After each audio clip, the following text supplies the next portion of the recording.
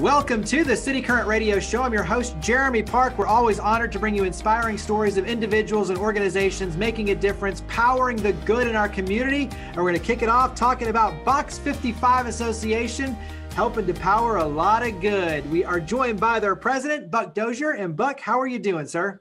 I am doing great. Good to see you, Jeremy, and thanks for having us on.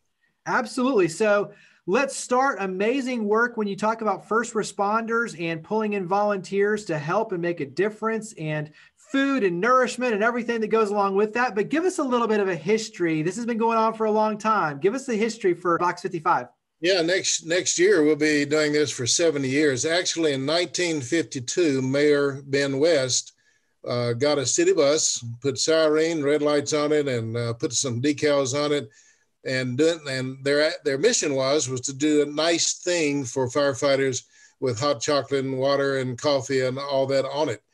Nowadays, over the years, it is now mandated that firefighters and get some rehab after so many bottles of air that they use, and they come out of fires 800 to 1200 degrees, so it's heat, and summertime it's 95 degrees, and they're going in at 1200 degrees. So it doesn't take them long to come out and need some rehab. That is our purpose in Box 55, is to rehab first responders. We don't just do firefighters. We also do police. We work with TDOT, OEM, THP, a number of other agencies who have long incidences where food and nourishment is required. With that, your schedule, you have to be available 24/7. So talk about that in terms of the logistics of running this organization. There's about 40 of us, and about a little over half of those are drivers. We train them because they have to drive emergency.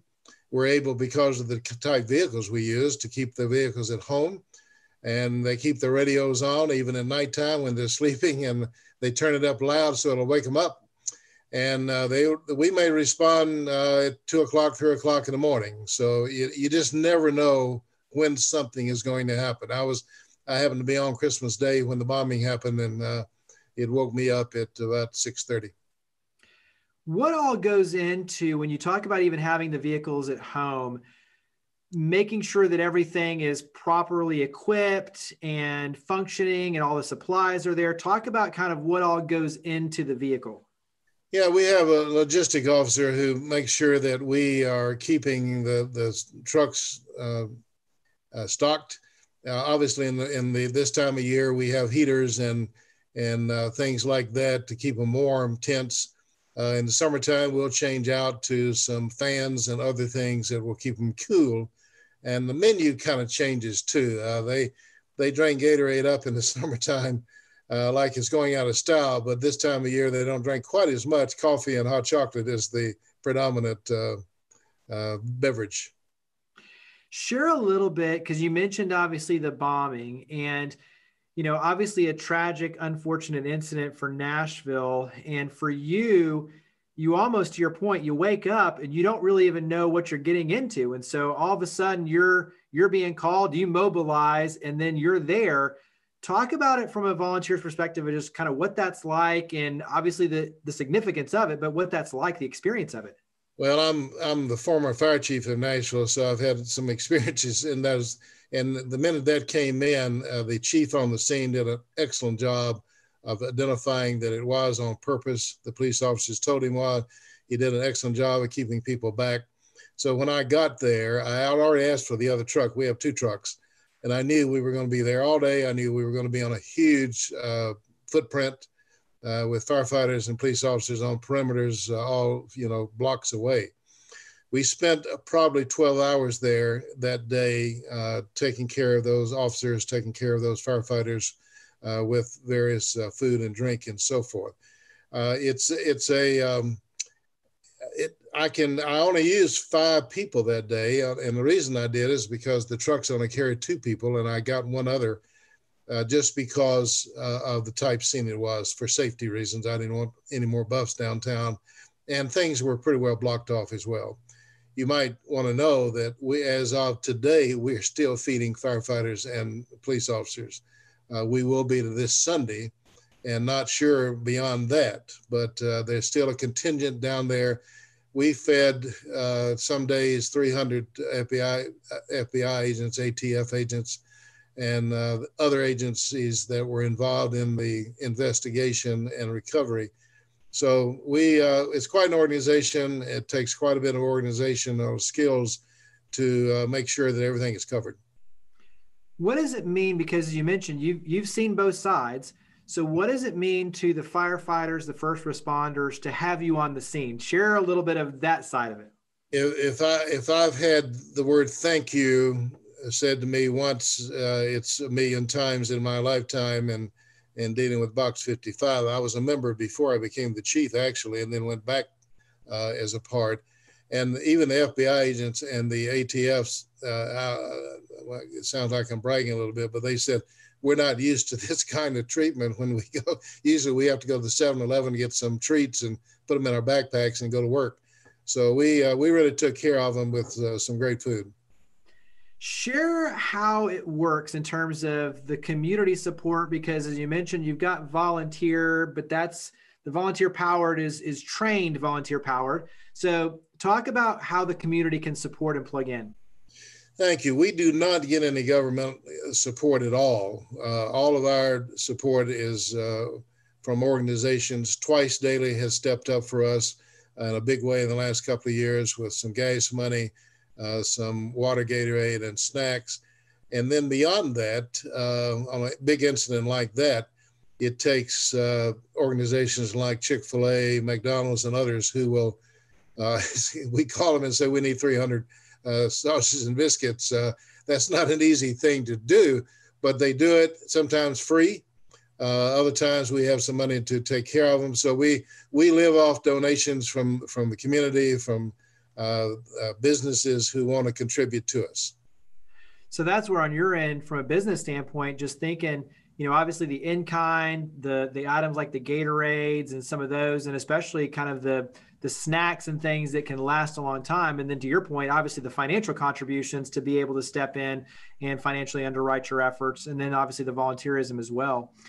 When you look at kind of planning ahead, as you mentioned, you're available 24/7, so you never really know exactly, but what is a typical year in terms of number of responses and how much in terms of the activation do you kind of plan for? That's a good question, and you never know about emergencies in terms of the numbers, but we'll average 350 plus a year.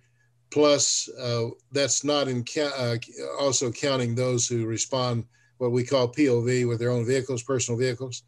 Even though the truck may go to a scene, often other buffs will come and help us as well. So I would say with the POV, probably around 500.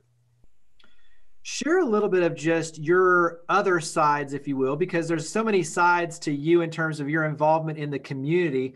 Former high school football coach, youth minister, councilman at large. I mean, you kind of even touched on your past in terms of the fire department, but share a little bit of just some of those storylines in terms of what that's taught you about working with people, mobilizing, and being able to orchestrate these very large initiatives to really help the community. Well, it's been my privilege over the years to be a part of a number of things. I've had an interesting life, but my philosophy of life is of service. I think we're put here by God to serve other people, and so therefore I tried to do that in each segment. And public safety was something that was ingrained in me when I was very young. But my father, I did not grow up in the fire department as such. But at the time they needed somebody, they needed a manager, somebody who had some management experience and so forth. And so everything I've done has been with large groups and hopefully the management skills that I've learned. But people are basically wonderful. They're great. They want to help in times of crisis. And so it's been a wonderful experience in being involved in all this, especially with the young people when I was coaching and when I was in youth and so forth. That was extremely rewarding.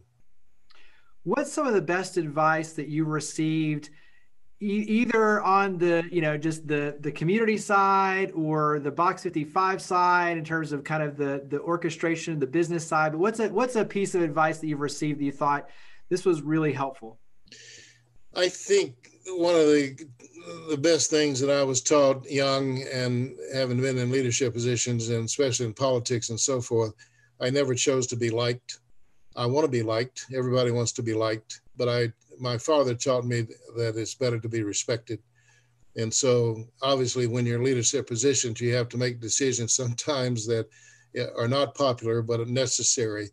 And so hopefully over the years, and do it with what I call class. Don't be rear end when you're talking or dealing with other people. You can deal with people on what I call a class basis. What would you say? Because I think there are many in the community, and Box 55 obviously is one of the easiest ways to do it, but who want to show their appreciation for first responders. And, whether it's a simple thank you when they're out purchasing their meal at a restaurant, what are some ways that you've seen or that have meant the most to you personally for just the community showing support and appreciation? Well, besides us being a conduit for things for them, I think directly from the citizen to the firefighters and police officers is carrying meals, carrying food on certain occasions to them at their precincts, at the halls. I think September 11th is a great day for community groups to honor their local fire station and their police officers. So I've always been extremely appreciative of what they've done over the years, what the people in the community have done. Yeah, very, very well said. And I love that. Carry that forward a little bit on your end in terms of one of your favorite memories when you look back at the legacy and the difference already that you've been able to make. What's one of your favorite memories? Oh my goodness. In terms of working with young people, was to see them graduate and to see them years later come back and say, thank you. I remember that speech or that lesson or whatever. That's always rewarding. In terms of service in the community and politics and in the fire department, and I was at the fairgrounds too for 6.5 years. Those kind of things that for the fairgrounds, for example, they were losing $1 million when I got there, and we turned that around. We actually made $80,000 the last 2 years I was there, which doesn't seem a lot, but it's a lot better than losing $1 million. So being able to reward people with and to see people who are part, because I didn't do it all, who was a part of the team that accomplished those kinds of goals for the citizens of the community, I think is great. And then we've had a chance to work with Nashville Inner City Ministries, but I know you're chairman of the board. So give us a little bit of just kind of an elevator pitch, if you will, for Nashville Inner City Ministries. I think it's one of the great organizations in terms of really understanding the inner city. And they go into the inner city. It's not that they just throw money at it or give money. They actually are in there every day, Tuesday nights with buses and carrying kids out to different places. I know there's 6 of them today with one of our mentors in Gatlinburg. So those are the kind of things that make a whole lot of difference. And I know the police chief, the sheriff, and others who've been around Nashville for a long time, juvenile court people really think inner city ministry has probably the best philosophy in dealing with the inner city families. And then last question before we wrap up with contact information is, what would your words of encouragement be for when you look beyond the bombing and rebuilding, when you look at 2021 and the year ahead, what would your words of encouragement be for Middle Tennessee? To join in when they can. I know I will be down there the next 2 days, Thursday and Friday, and with me will be a lot of police officers and firefighters. However, who else is coming is those business owners who are trying to get what they can out of the building safely, and that's why the firefighters are there to go with them when they go up there. It's just, I've been here all my life, and Nashville always comes through.